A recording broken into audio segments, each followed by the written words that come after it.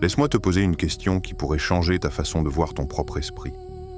Est-ce que tu es le genre de personne qui, en pleine conversation, se retrouve soudain à observer la scène de l'extérieur? Comme si une partie de toi flottait au-dessus, analysant non seulement ce qui est dit, mais pourquoi c'est dit, comment c'est dit, et les 1000 implications cachées derrière chaque mot. Si tu as hoché la tête, même intérieurement, alors tu connais déjà ce que c'est que d'être un penseur profond. Mais voici ce que personne ne te dit. Cette capacité à voir le monde en haute définition, à percevoir les nuances que d'autres ignorent, n'est pas qu'un don intellectuel. C'est une façon d'exister qui transforme complètement ta relation avec la réalité. Et aujourd'hui, on va explorer ensemble pourquoi ton cerveau fonctionne différemment. Pourquoi tu ne peux pas juste arrêter de trop penser, et surtout, pourquoi ce qui ressemble parfois à un fardeau est en réalité ta plus grande force. Il y a une différence fondamentale entre penser et penser profondément. La plupart des gens pensent en surface. Ils voient une fleur et pensent « jolie ». Ils entendent une histoire et pensent « intéressant ». Ils vivent une émotion et passent à autre chose. Mais toi, tu vois une fleur et tu penses à la fragilité de la beauté, à comment elle a poussé malgré le béton, à la métaphore qu'elle représente pour la résilience humaine. Tu te demandes qui l'a plantée, pourquoi là, ce que ça dit sur notre besoin de créer de la beauté, même dans les endroits les plus improbables. C'est épuisant. Oui, c'est magnifique, absolument. Les neurosciences appellent ça l'hyperconnectivité cérébrale. Ton cerveau ne suit pas des routes directes d'un point A à un point B. Il prend tous les chemins possibles simultanément. C'est comme avoir Google Maps qui calculerait non seulement le trajet le plus court, mais aussi le plus beau, le plus historique, le plus symbolique, et celui qui te rappelle un souvenir d'enfance, tout ça en même temps. Ton réseau de mode par défaut, cette partie du cerveau active quand tu ne fais rien, est en réalité hyperactive. Pendant que d'autres se reposent mentalement, le tien tisse des connexions, crée des ponts entre des idées qui semblent n'avoir aucun rapport. Et c'est là que ça devient fascinant. Cette même caractéristique qui te fait analyser une simple phrase pendant des heures est celle qui a permis à Einstein de voir que le temps et l'espace étaient liés. C'est ce qui a permis à Virginia Woolf de capturer l'essence de la conscience humaine dans ces mots. Tu n'es pas trop quelque chose, tu es profondément tout. Voici quelque chose que seuls les penseurs profonds comprennent vraiment.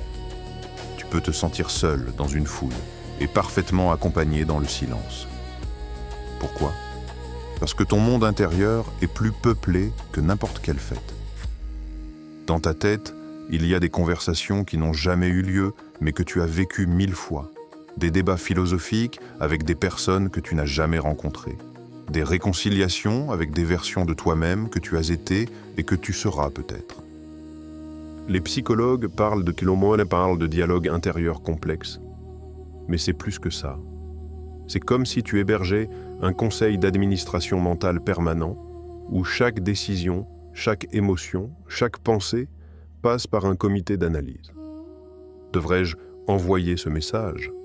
Devient une dissertation de 3 pages sur la nature de la communication, l'intention versus l'interprétation et l'histoire complète de ta relation avec cette personne.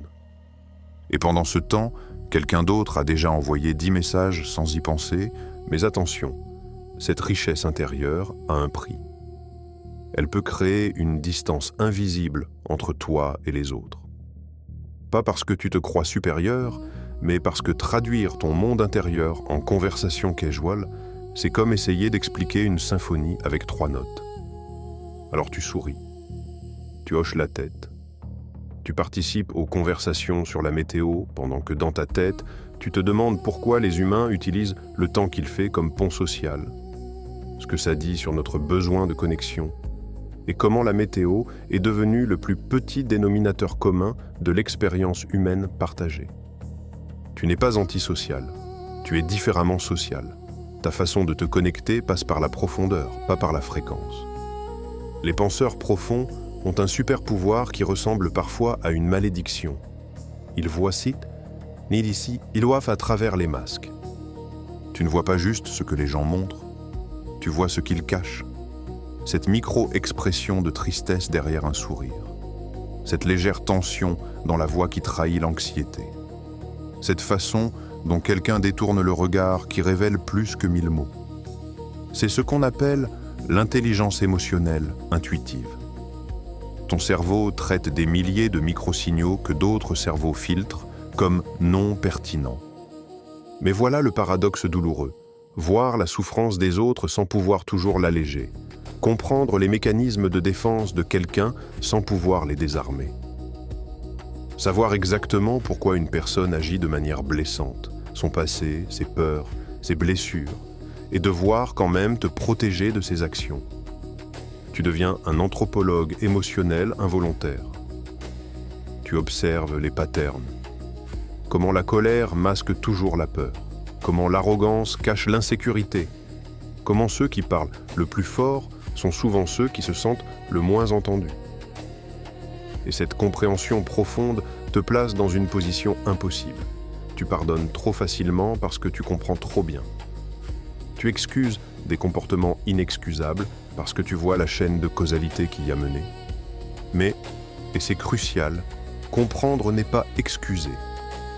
L'empathie n'est pas l'effacement de soi. Et c'est une leçon que beaucoup de penseurs profonds mettent des années à apprendre. Parce que ton don de voir les autres clairement doit s'accompagner de la sagesse de te voir toi-même avec la même clarté.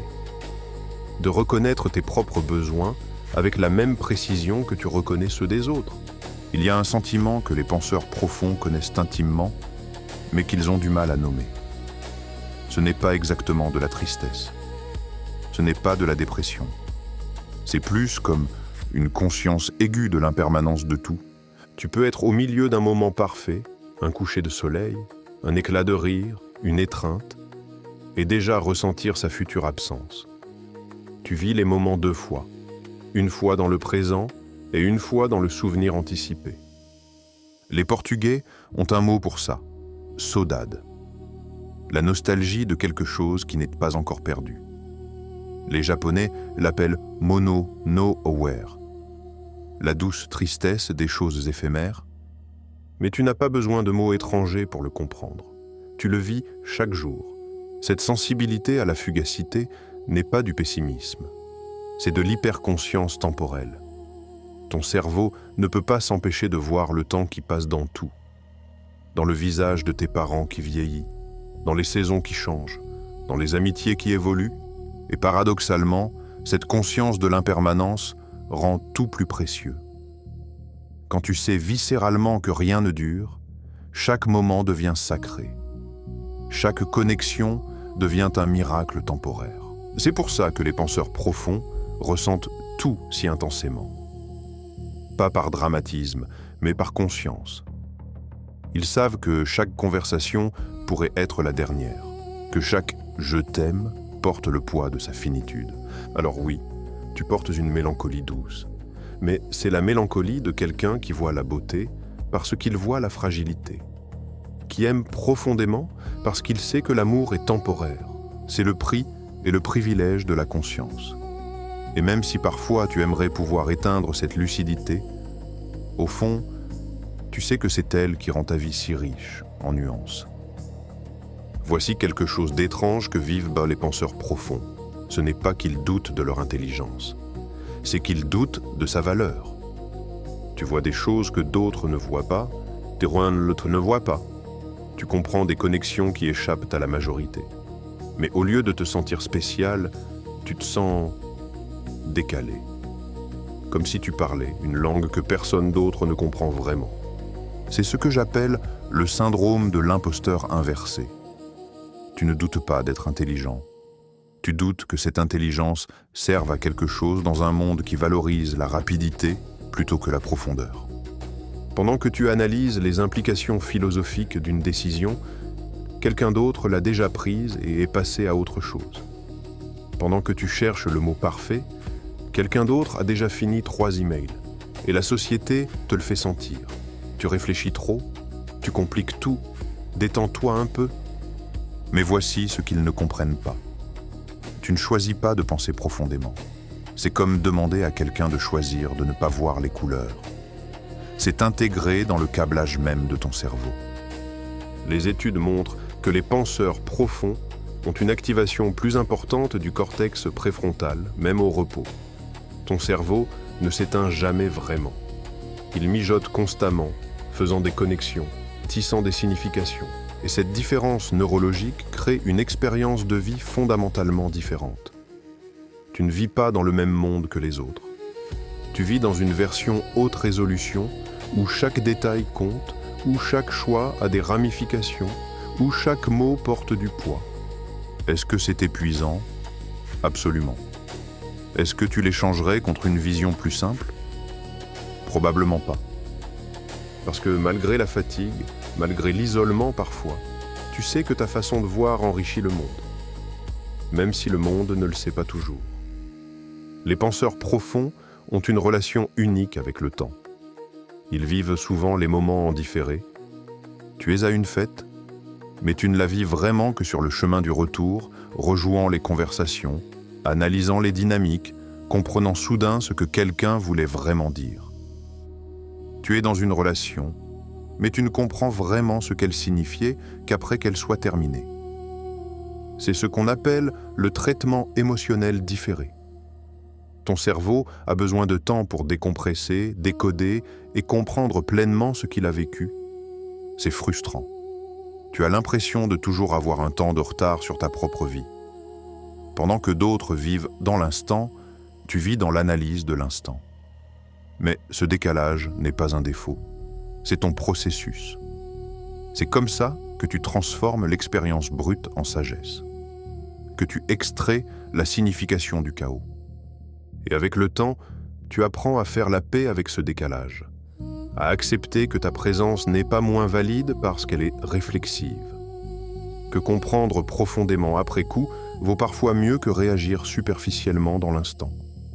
Si tu es arrivé jusqu'ici, si ces mots ont résonné dans les chambres secrètes de ton esprit, alors laisse-moi te dire quelque chose d'important.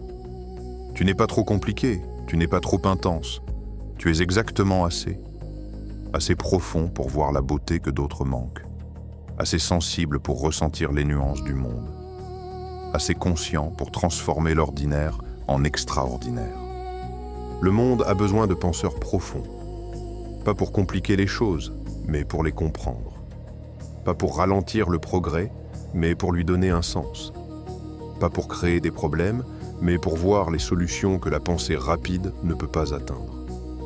Tu es le gardien de la profondeur dans un monde obsédé par la surface.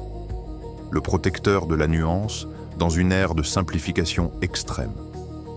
Le témoin de la complexité dans un univers qui préfère les réponses binaires. Et même si parfois tu te sens seul dans ta profondeur, souviens-toi, quelque part, un autre penseur profond regarde le même ciel que toi et se pose les mêmes questions infinies. Vous ne vous rencontrerez peut-être jamais, mais vous partagez quelque chose de plus profond qu'une conversation. Vous partagez une façon d'être au monde. Alors continue de penser profondément. Continue de ressentir intensément. Continue de voir ce que d'autres ne voient pas. Parce que ta profondeur n'est pas un bug dans le système. C'est une feature. C'est ton super pouvoir silencieux. Et le monde, qu'il le sache ou non, a désespérément besoin de ce que tu vois dans ces angles morts.